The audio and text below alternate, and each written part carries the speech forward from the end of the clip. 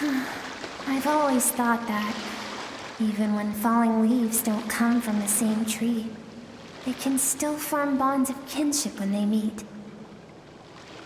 Like meteors, you both made a journey through the stars. Both travelers who have landed on a planet that is not your home. Yet, when she first noticed your presence, although she hesitated for a moment, she still chose to walk away, indifferent as ever.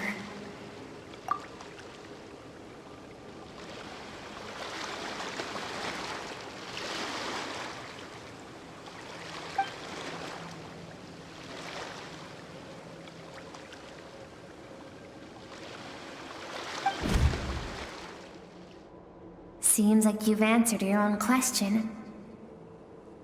Skirk sees herself as a trespasser in this world.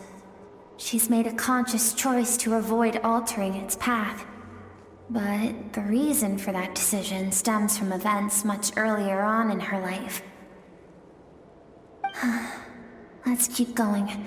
It's still a long way to the source of the river.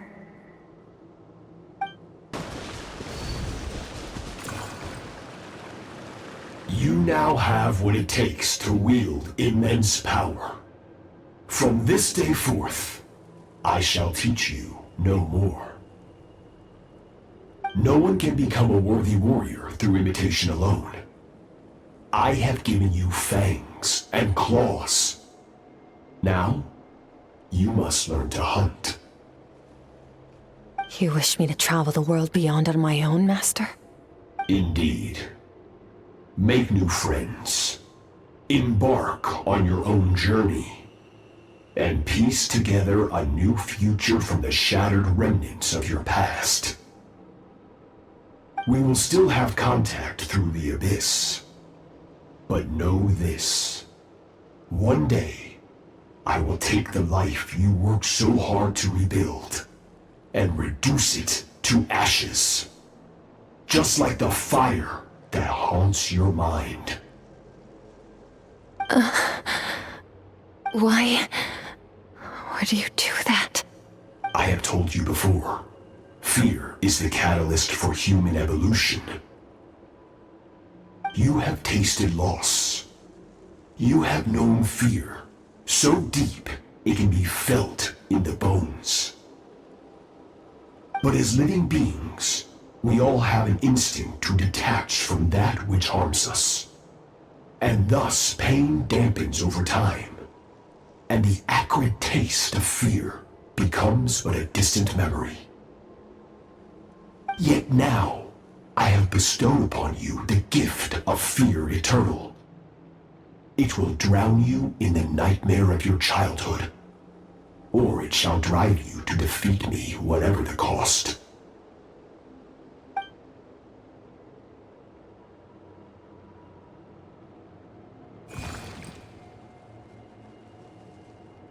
That is what Skirk'S master, the foul Sertologi, looked like at one point in time. Of course, as a higher being, physical form is a triviality to him. He could appear as a beast, a human, or even a monster that defies description. The form you see him in here, clad in abyssal armor, is the one he usually wears when traveling through the stars.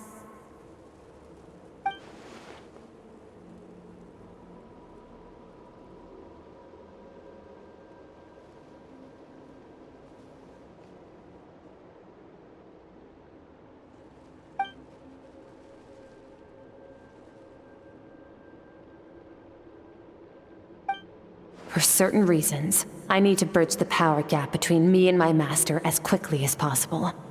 But first, I need to understand the source of his strength.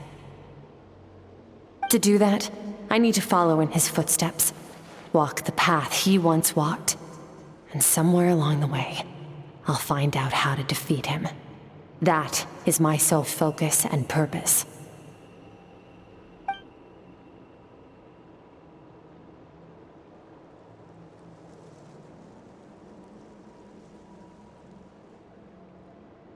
I'll let you in on a little secret. The real Sirology is terrifying. The scope of his power is impossible to understand until you experience it firsthand. It is absolute, the power to crush all things. Shall we keep going? Let's see. We're about halfway there.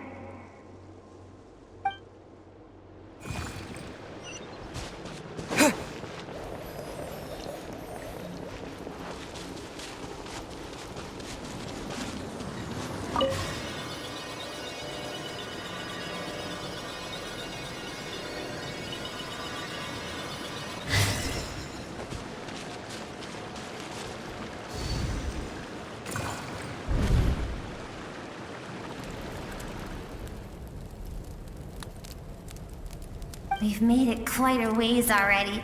This is Skirk, and she first began training under Sirology. I have set your broken wrist. Tomorrow, you're to train twice as hard.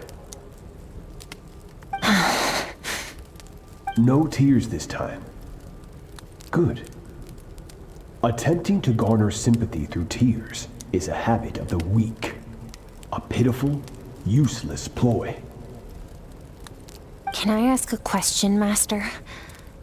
Why did you save me? I keep thinking, maybe it would be better if I had died. I wouldn't be haunted by that fire all the time. I wouldn't have to go on like this.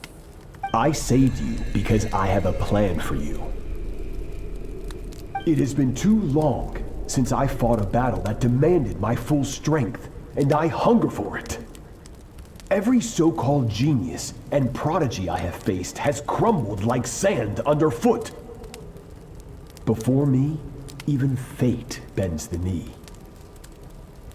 So, I will teach you everything I know. Train you by whatever means necessary, in the hope that one day, you might surprise me. But I don't want to draw my sword against you, Master. What you want matters little. Among the boundless sea of stars, the cries of the weak are but faint murmurs that disappear into the void. You of all people know that well. Yes, Master. From that day forward, all she knew was grueling training, emptiness, and fatigue. After some time, her talent bloomed, and she gained control over her emotions, like her master. How should I put it? It was not that human emotion disappeared from her heart, but that reason came to dictate all she was allowed to feel. I suppose it was at this point that she became the Skirk you know today.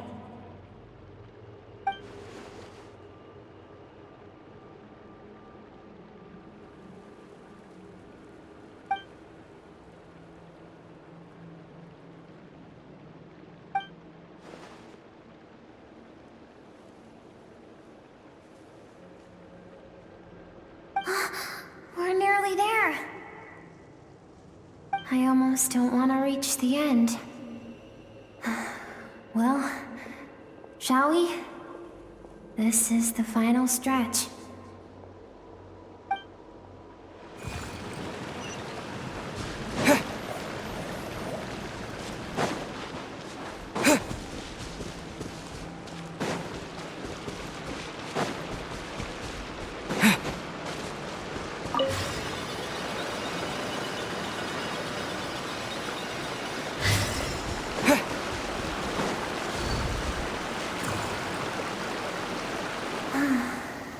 These are Skirk's happiest memories. What a simple and carefree time it was. Wisps of clouds dotted the sky. The sun bathed everything in golden light. And when song filled the air, not even the shyest of flowers could resist swaying along. This is Skirk's homeland. She was so curious about everything as a child, always skipping school to go exploring instead. There was so much to discover. The treasures at the bottom of the sea, the secrets beyond the stars, and that merchant ship packed with adults wearing those strange clothes. Yes, the ship. That was the beginning of the end. It was a spaceship. When it arrived, the people that disembarked wore smiles on their faces and spoke of friendship. They claimed to be merchants from a neighboring planet, looking to establish trade. Skirk'S parents, her relatives, her neighbors, everyone welcomed the newcomers with open arms and allowed them to explore the planet. To them, the visitors were guests and should be treated with hospitality. No one had any idea of what was to come. Several months later, an army of unknown origin arrived without warning and carried out a ruthless campaign to destroy everything and everyone on the planet. Skirk had skipped school that day, like so many times before, so she was not caught in the immediate wave of destruction. But when she came home that day, only fire and ruin awaited her. Countless people cried out to her for help. People she knew and loved. Friends and relatives. The little girl who lived next door. The shop owner with the bad leg. The bad-tempered teacher she had made fun of just that morning. Their lives were discarded like worthless trash as the fire consumed one life after another. Skirk was helpless. All she could do was run. And so she did. She kept running until an unexpected figure crossed her path. If Sertology hadn't been there in that moment, the fire would have claimed her life too. And there she would have remained, left to rot in the scorched earth, with no answer as to why any of this was happening.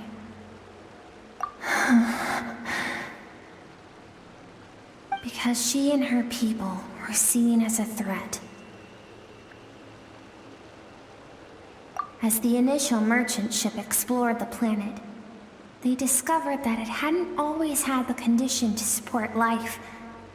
Yet there was evidence of human activity, even during the periods of extreme heat or cold in the past.